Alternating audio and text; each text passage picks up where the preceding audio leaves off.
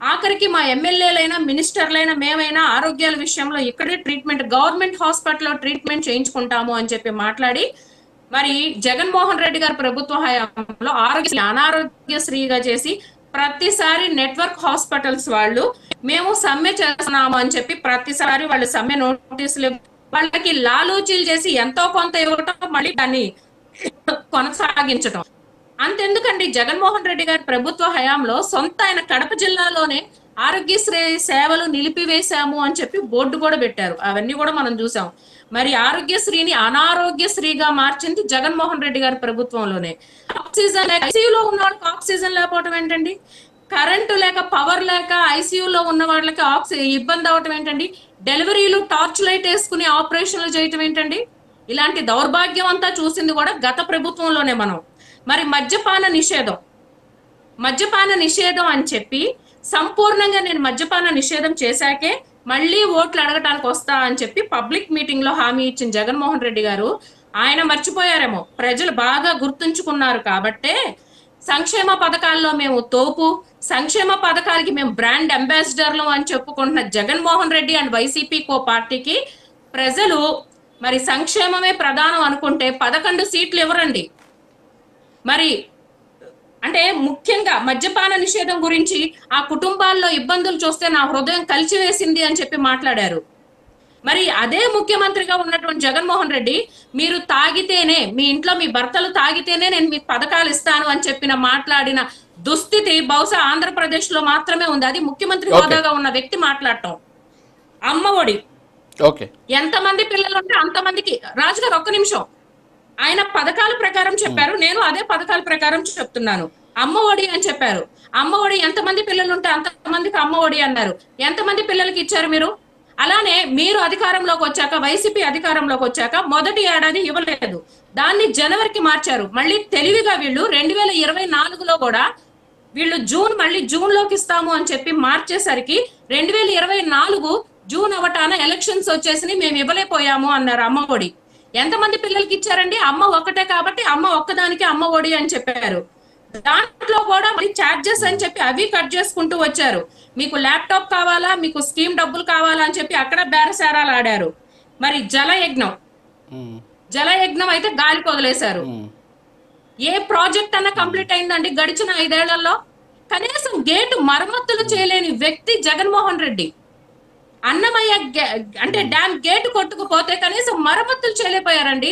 ఎంత దారుణమైన విషయం అంటే, జగన్మోహన్ రెడ్డి గారు లాంటి ముఖ్యమంత్రిని మనం ఎక్కడ చూసుండం. బహుశా పట్టిసీమలో మోటార్లు సరైన టైంలో ఆన్ చేస్తే మరి కృష్ణా గుంటూరు జిల్లాలకి పంట సకాలంలో వెళ్తే ఆ పేరు చంద్రబాబు నాయుడు గారికి వస్తుందని సకాలంలో మోటార్లు కూడా ఆన్ చేయని వ్యక్తి జగన్మోహన్ రెడ్డి గారు.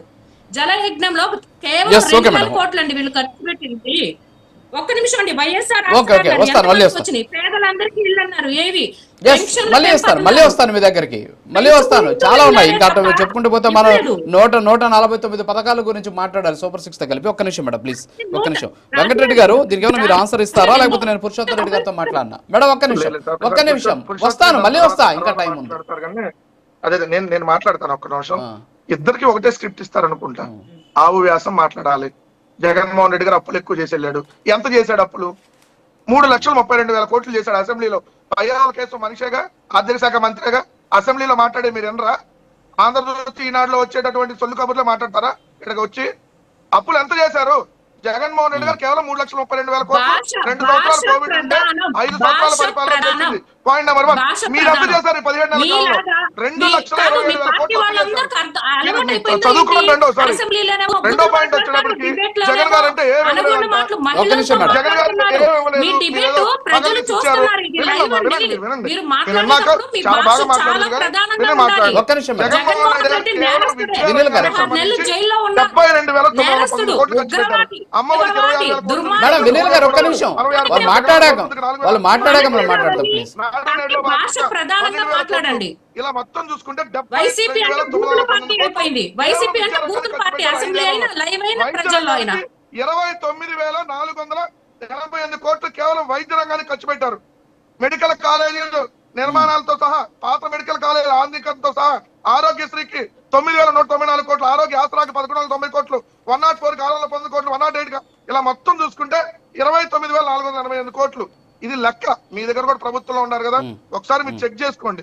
రెండోది అమ్మ ఒడి మేము ప్రతి తల్లికి ఇస్తాను. ఈ దేశంలో ఎవరికి ఆలోచన అప్పటికే 3 సార్లు ముఖ్యమంత్రి చేశారు చంద్రబాబు నాయుడు గారు. అరే పిల్లలు బడికి వెళ్తున్నారే, కొంతమంది చదువుకోకుండా పనికి వెళ్తున్నారే, అప్పుడు తెలియలా. జగన్మోహన్ రెడ్డి గారు ఆ స్కీమ్ తీసుకొని వచ్చారు కొత్తగా, మీ దగ్గర తీసుకొని రాలా. ఆ తీసుకొచ్చిన స్కీమ్ లో ఏదైతే ఒక పిల్లల్ని బడికి పంపిస్తున్నారో వాళ్ళు పనికి పంపిస్తున్నారు కాబట్టి ఆ రెండో పిల్లడు కూడా చదువుకోవాలని చెప్పి 15,000 రూపాయలు మొట్టమొదటి ఏడాది వేశారు, తర్వాత 14,000 వేశారు, తర్వాత స్కూల్ మెయింటెనెన్స్ టాయిలెట్ ఫండ్ అని చెప్పి 2,000 ఏదైతే స్కూల్ కి పంపించి 13,000 తల్లి అకౌంట్ లో వేశారు. సో మేము ఇవ్వలేదని చెప్పి వాళ్ళు ఇచ్చేసారంట. 87 లక్షల మందికి ఉంటే మీరు కోత విధించారు. రెండోది వచ్చేటప్పటికి అభివృద్ధి చేయలేదు, లేదంటే పెట్టుబడులు రాలేదు.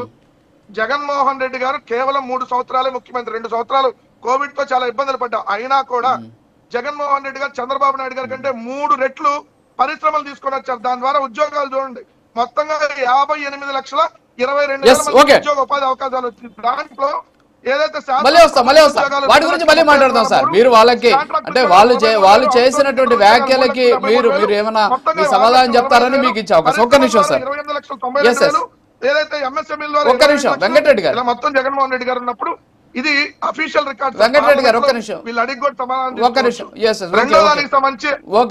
పురుషోత్తం రెడ్డి గారు ఒక్క నిమిషం వస్తా. వెంకటరెడ్డి గారు మళ్ళీ వస్తాం మీ దగ్గరికి. పురుషోత్తం రెడ్డి గారు, ఇప్పుడు మీరు ఇందాక చెప్పారు, సో ఈరోజు రాష్ట్రంలో ఉన్నటువంటి ఆర్థిక వనరులు, అవుతున్నటువంటి ఖర్చులు, చేయాల్సినటువంటి అప్పులు, వాటికి సంబంధించి చాలా క్లుప్తంగా చెప్పినటువంటి పరిస్థితి. మీరు గతంలో కూడా వైఎస్ఆర్ కాంగ్రెస్ పార్టీ అధికారంలో ఉన్న సందర్భంలో కూడా ఇలాంటి సిచ్యువేషన్ ఉంది కదా, మరి వాళ్ళు కూడా అప్పులు తేవాల్సినటువంటి పరిస్థితి. కానీ అసెంబ్లీలో వాళ్ళు చెప్పినటువంటి పయ్యావుల కేశవ్ గారు మాట్లాడుతూ ఒక సందర్భం వాళ్ళేమో 9 లక్షల కోట్లు తెచ్చారని, ఇప్పుడేమో మనకు వెంకటరెడ్డి గారు చెప్తున్నట్టు 3 లక్షల కోట్లు అని చెప్పేసి, సో రకరకాలైనటువంటి వ్యాఖ్యలు చేయడం, దాని మీద పెద్ద ఎత్తున దుమారం కూడా రేగినటువంటి పరిస్థితి. మరోపక్క ఏంటంటే వైఎస్ఆర్ కాంగ్రెస్ పార్టీ చేసినటువంటి అప్పుల్లో ఇప్పటి వరకు 41,599 కోట్లు ఆ అప్పుల్ని మేము తీర్చడానికే సరిపోయింది అని చెప్పేసి కూడా ఇదే అసెంబ్లీలో మాట్లాడినటువంటి పరిస్థితి, ఐ థింక్ శాసన మండలిలో మాట్లాడినటువంటి పరిస్థితి. సో దీని మీద ఎలా అనాలిసిస్ చేస్తారు సార్?